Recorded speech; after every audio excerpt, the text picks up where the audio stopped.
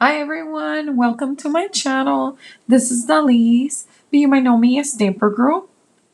I hope you saw the cat scrappiness kickoff video hop on their YouTube channel. I created that one for you, and I am hoping that you have just come from our previous creative member YouTube channel.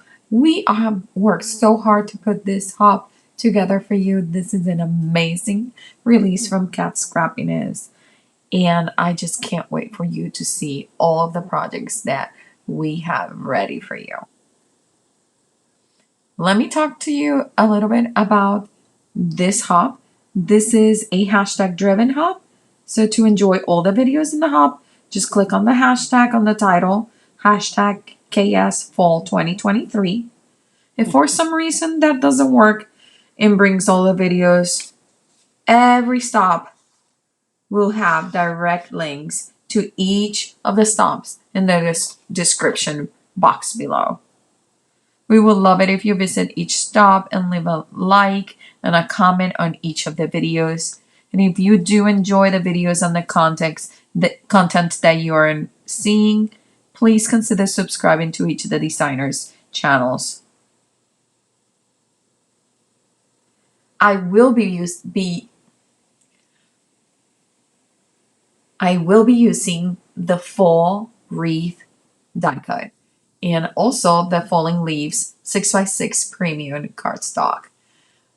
As you can see here, I am gonna actually be using the same pattern paper, but front and back. I am cutting the leaves in on the side that has all the leaves in here, and then I'm gonna turn it over and use the green polka dot to actually cut the wreath. I actually like leaving all my leaves and all my die cuts together like this so I don't lose the little pieces. I do love that this die set has multiples of each of the leaves. So if you give it a one cut overall, you will have all the leaves that you need to be able to put on top of the circle wreath itself. So that is such a way to save time. You don't have to do this, but I am actually going to cut around my pattern paper just so I can have all of my pieces of paper going into the die cut just once. So here you'll see me turn around the pattern paper, and now I'm going to position my wreath because I'm going to cut my wreath in this green polka dot. I'm actually going to cut all my pieces also in a cardstock that is green, just so I have an extra little bit of dimension. But for this type of die, you don't have to. I did leave those two leaves in there connected, and that is totally fine. I just don't want to lose my die cuts. This is one way to keep those little tiny die cuts like in a place that you know that they're not going anywhere. Now we have the little tiny now we have the little tiny berries. So for the berries, I'm actually going to use this acorn pattern paper. I know it seems like an odd choice for it, but you will see how amazing they're gonna look. They actually have so much dimension after you cut them from this, because the little lines on the acorns, you're not gonna actually register like little tiny acorns, but just lines. It's gonna bring some shadows and some highlights, and they look just amazing. Wait until you see it. Like I said, I'm going to pass this through the die cutting machine, but while I do that, I will let you know that I am hoping that you're coming from one of the previous stops. If not, make sure that you go to the Cat Scrappiness YouTube channel to start the hop from there, or check or click the hashtag on the title. So there is a giveaway associated to this blog hop, YouTube hop. There is a giveaway associated with this YouTube hop. To enter, you need to sign up for the Cat Scrappiness newsletter, and also you need to click up and fill up the raffle copter form. This would be in all of the descriptions box in all of the stops that you're going to go, but you only have to fill it up once. The deadline to fill out the Rafflecopter is September 14th, so make sure that you do the hop before that. And if you're interested in any of these products, I have an affiliate link in my description below. You can click there, and I would appreciate. It doesn't cost anything extra to you, but it does help us as creative team members to just make a little bit of money on the side. So again, make sure that you finish the hop and you fill out the Rafflecopter before September 14th. Now, let's keep working on this card. I have cut, again, like I said, using those 2 pattern papers from the Falling Leaves premium cardstock paper pad, and also out of green cardstock. The reason behind that is because I want to add some extra dimension into my card. This wreath, there is so many ways to use this die cut. You could actually just cut it in different colors and just put them one on top of each other and just offset them a little bit to add that extra dimension. Here you'll see that extra green in the Falling Leaves pattern paper, and it just cut beautifully. This paper just cuts amazingly.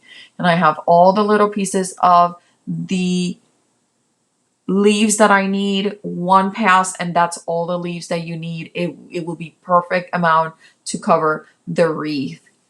You could also, like I'm going to do here, you can cut extra leaves. So I'm going to have extra leaves because I'm cutting it also out of that green cardstock. And you can add them to create a more fullness, like on your wreath. And you can add them and put them in different places. Just an amazing look. This is where I wanted to give you a close-up look. You see, you can't tell that those were little tiny acorns, but they just bring so much dimension to those tiny berries.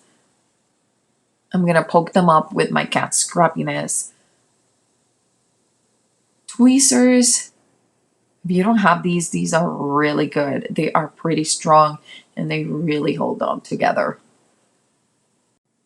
Now that I have poked all the little pieces out of these wreaths and I've pulled out all of the berries, I'm going to be just adding tiny bits of glue here and there. I'm actually going to start with the maple leaves. Just, it's easier for me to figure out where to put my leaves by the type of different leaf that it is. So again, you're going to have the perfect amount of leaves because that, like, we don't have just one leaf and you have to cut it 1,000 times to cover the wreath. No, we are giving you exactly the right amount of leaves and you just put them together on the leaves, on the wreath. These leaves that cut apart have all the details of like a maple leaf or an oak leaf. They are just gorgeous. The wreath itself is just a placeholder. Also for the berries and the oak leaves. So you'll see me put all these together. I'm actually going to use some of them green, some from the cardstock, some from the premium cardstock falling leaf set. I'm going to put them together, and then you will see me when I bring the wreath that is just in the plain green cardstock, how I am going to put some of the extra leaves on top of that. I'm going to bring some of my cat scrappiness blending brushes and adding a little bit of distress ink in the red. It's either Festive Berries or Lumberjack Plaid, but I'm going to add a little bit of color. I'm also adding a little bit of color to the leaves on that wreath too with the Rustic Wilderness, just to bring again more texture, more dimension into the wreath. Here is my wreath all put together. I love the look.